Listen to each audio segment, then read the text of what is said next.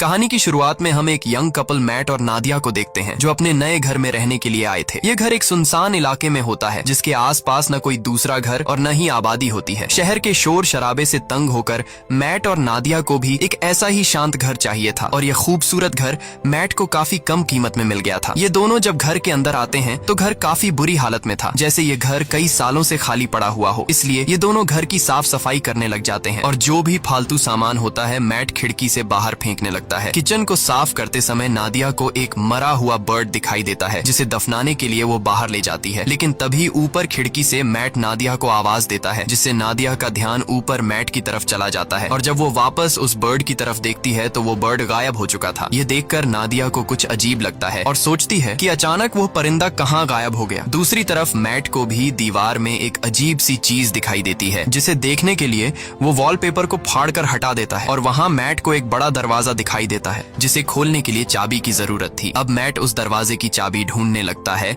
और उसे बाहर फेंकी गई कबाड़ में चाबी मिल जाती है, जिसके बाद वो चाबी को दरवाजे के होल में डालकर दरवाजा खोल देता है। यहाँ नादिया भी पहुंच जाती है। ये दोनों देखते हैं कि अंदर एक काले गहरे अंधेरे वाला कमरा है और जैसे ही ये दोनों उस कमरे के अंदर जाते हैं तभी बाहर की लाइट्स अचानक ब्लिंक करने लग जाती हैं। ये देखकर इन दोनों को कुछ गड़बड़ महसूस होती है और इस प्रॉब्लम को दूर करने के लिए मैट कहता है कि हमें एक इलेक्ट्रिशियन को बुलाना चाहिए। ये कहकर वो वहाँ से चला जाता है और नादिया उस रूम के पास अकेली रह जाती है। नादिया अब सोचती है कि उसे इस रूम में जाना चाहिए या फिर नहीं, लेकिन फिर नादिया को कुछ अजीब सा डर महसूस होता है, इसलिए वो भी मैट के पीछे चली जाती है। इस तरह से रात गुजर जाती है और अगले दिन नादिया एक इलेक्ट्रिशियन को कॉल करती है। कुछ देर बाद लाइट्स ब्लिंक होने की प्रॉब्लम को दूर करने के लिए एक इलेक्ट्रिशियन आता है जो कि घर की लाइट्स को चेक करते हुए नीचे बेसमेंट में पहुंच जाता है और वहाँ का नजारा देखकर वो हैरान रह जाता है क्योंकि पूरा का पूरा बेसमेंट बिजली के वायर्स से भरा पड़ा था और कोई भी ऐसा कोना नहीं था जहाँ पर वायर्स ना हो। ये वायर्स काफी पुराने जमाने की लग रही थी और इलेक्ट्रिशियन भी कहता है कि मैंने आज तक इस तरह की चीजें कभी नहीं देखी। खैर, इलेक्ट्रिशियन जैसे तैसे करके घर की लाइट चालू करके जाने लगता है और जाते समय वो मैट से कहता है कि आखिर तुमने यह घर क्यों खरीदा? इस घर के पहले मालिक का मर्डर इसी घर में हुआ था और उस दिन के बाद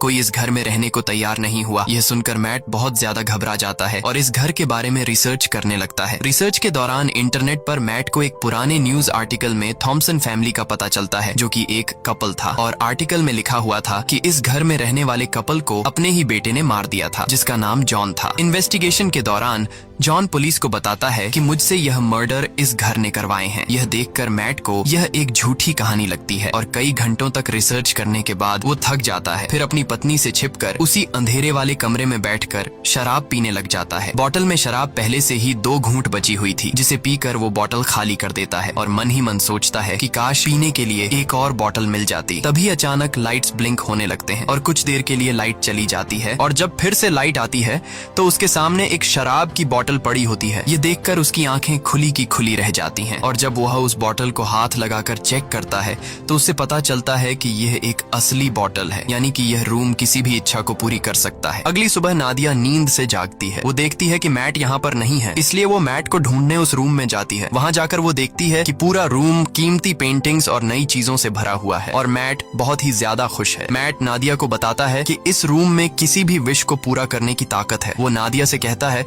कि तुम्हें जो भी चीज चाहिए बस अपने दिल से मांगो और वो तुम्हारे सामने हाजिर हो जाएगी। ये सुनकर नादिया को मैट की बातें एक मजाक लगती हैं, इसलिए वो मैट पर हंसने लगती है, लेकिन मैट कहता है कि तुम एक बार ट्राई तो करो। तब नादिया कहती है अच्छा ठीक है, मुझे इस वक्त जॉब की जरूरत है तो मैं वो मांग लेती हूँ। तब मैट उसे समझाता है कि ये रूम जॉब नहीं दे सकता, तुम इससे कोई चीज मांगो। जिसके बाद नादिया आंखें बंद करके $1000 की विश करती है और पलक झपकते ही उनके पास $1000 आ जाते हैं। लेकिन अब भी नादिया को पूरी तरह से यकीन नहीं होता, इसलिए वो दोबारा $1 मिलियन की विश करती है और पहले की तरह इस बार भी उन्हें $1 मिलियन मिल जाते हैं। अब नादिया को भी यकीन हो जाता है कि यह रूम कोई नॉर्मल रूम नहीं बल्कि हर एक ख्वाहिश को पूरा करने वाला रूम है। और बस फिर क्या, ये लोग उस रूम से एक के बाद एक महंगी चीज मांगते हैं और वो चीज उनके सामने हाजिर हो जाती है। ये लोग महंगी wines, expensive clothes, diamond, gold, खाने पीने की चीजें और ढेर सारे पैसे इकट्ठा कर लेते हैं। ये दोनों रातों रात मिलियनेयर बन जाते हैं और खुशी खुशी उनकी जिंदगी गुजरने लगती है। है। रात को नादिया मैट से पूछती है कि आखिर ये रूम